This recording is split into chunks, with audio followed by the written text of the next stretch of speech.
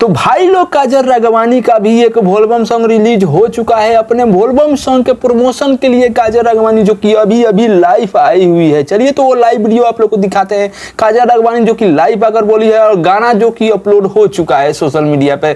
तो आप लोग नहीं देखे हैं काजल राघवानी के बोलबम सॉन्ग तो जाकर देख सकते हैं। रही बात खेसारी लाल यादव के गाने के भी बारे में हम लोग बातचीत करने वाले हैं, इस वीडियो में बने रहिए। चलिए तो काजल राघवानी के लाइव वीडियो पहले देखिए। कांवड़ सॉन्ग हमारा आ चुका है, नाचो कांवड़िया झूम के।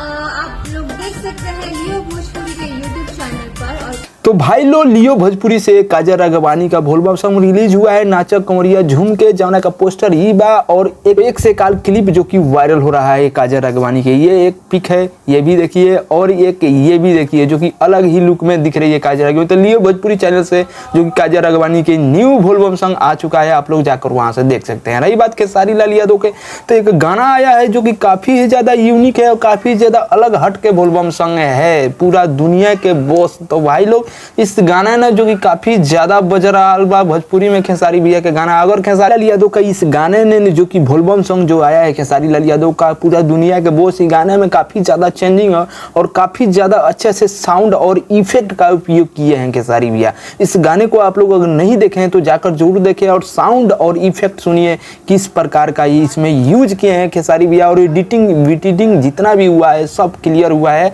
और गाना भी काफी ज्यादा बज रहा है खेसारी भैया के, पूरी दुनिया के बॉस। तो आप अगर खेसारी भैया का फैन है तो वीडियो को लाइक मारिएगा, चैनल पर नए हैं तो चैनल को सब्सक्राइब जरूर करिएगा।